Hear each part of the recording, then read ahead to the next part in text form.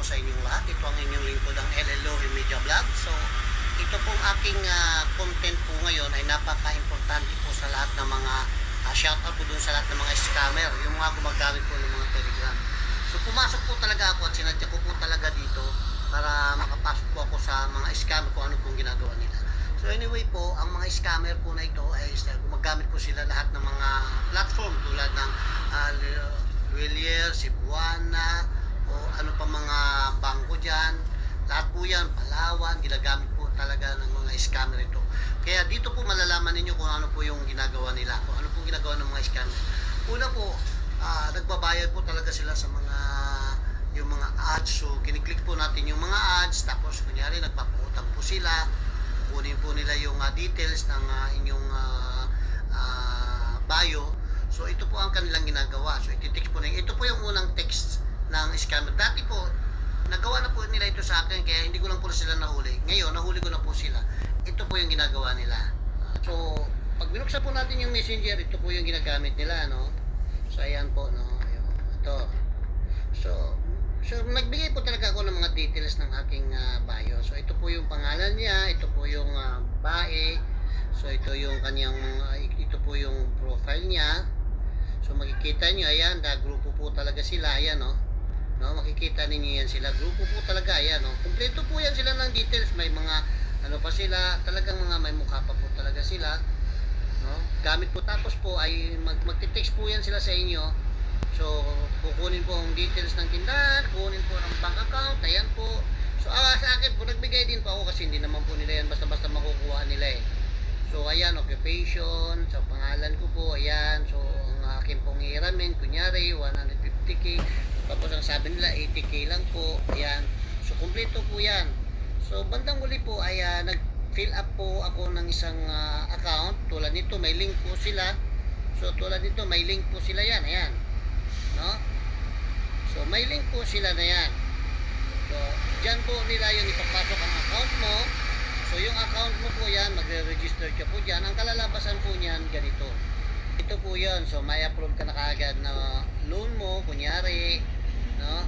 So itong tao na ito sa Telegram, yan po yung mga yan.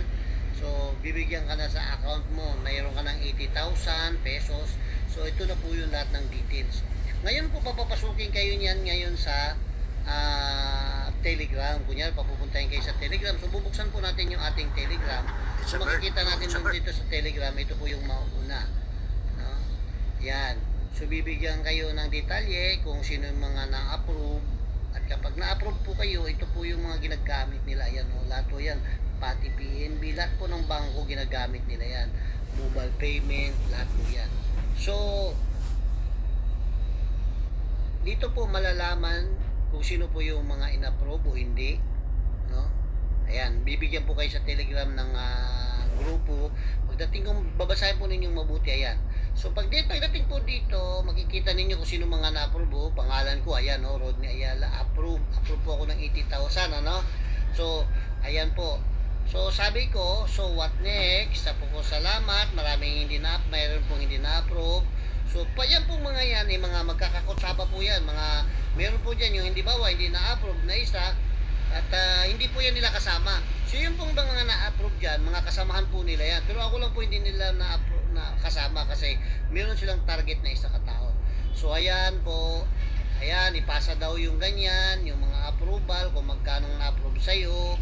So, ngayon, ayan po yan, ipapasa ko po yung na-approve nila, na-approve po sa akin, ipapasa ko na kunyari, no, na-approve na. So ito, tingnan nyo o i-approve ko po yan, ayan, napasa kunyari, ayan. So malalaman po ninyo na scam yan kasi ayan, kung magkano po yung inyong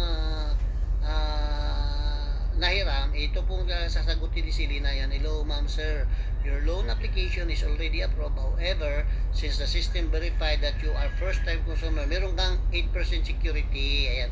Pag sinabi po na ganito security fund deposit, magde-deposit ka ng 8% ayon sa iyong hiniram, no? So for building credit, meron kang 3%. Basta pag may hiningihan ka na po ng ganyan, scam na po yan. Ayan, nagsimula na po yan. Ayan. So I need 32k ma'am, ayan, sabi nitong isa, ayan. So tingnan po nating mabuti kung ano ang ginagawa nila, no? Ayan po, no? Ayan, Tikas.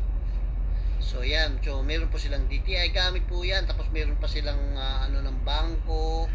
Ayan. Sa Safety Net Lending Corporation, may DTI pa po yan. Ayan, ano? Ayan.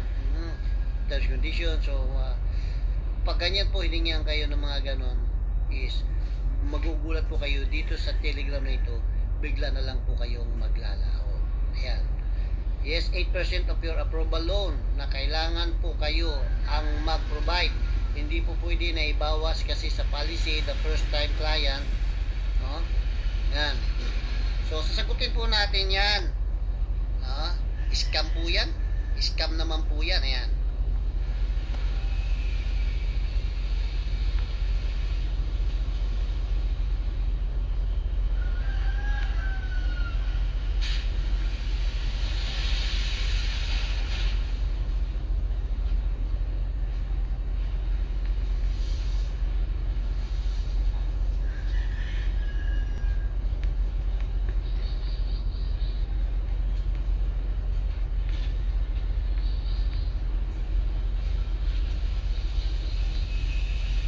Ayan, so ayan po yung ating ano. Bakit ma'am yung pong bayaw ko na nag-refer sa inyo, akalaon lang last week, yung sinabi ko sa inyo kanina, di naman siya nag-deposit. So ayan po, no. So titignan po natin yung kanilang gagawin. O, ano yung sasagot nila. So ayan po yung kanilang sagot, no. The policy of the first time guys. So ganun pa rin po yan, ano. So ito po yung sinasabi nila yan na yes po 8% withdrawal code. So may code pa pala bago mo ma-withdraw yung hinihiram ko na 80,000. So ayan po, no, yung mga modus ngayon ng mga scammer. So, sana nakapagbigay ko sa inyo ng knowledge tungkol dito dahil hindi lang po ako ang nadali sa ganito, kaya po talagang binigay ko po talaga lahat ng details ko para makapasok po ako, maka-join po ako doon sa kanilang ginagawang scam na yan. Basta po pag galing po talaga sa Telegram, tama po yung nasa balita ng GMA, pag dumaan po sa Telegram at kung sa WhatsApp po na yan, yan po ay scam. Automatically po scam na yan. So marami pong salamat sa inyo, pakikinig, at sana ay makatulong ito, i-share ninyo at hindi ko sinabing i-like, kundi share ninyo sa ibang mga kasama natin para malaman nila ang mga ganung gawain ay ma-report po kaagad natin. Sa ngayon po ay tatag ko po ito sa Police Scanner Cyber. Maraming po salamat. Hanggang sa muli.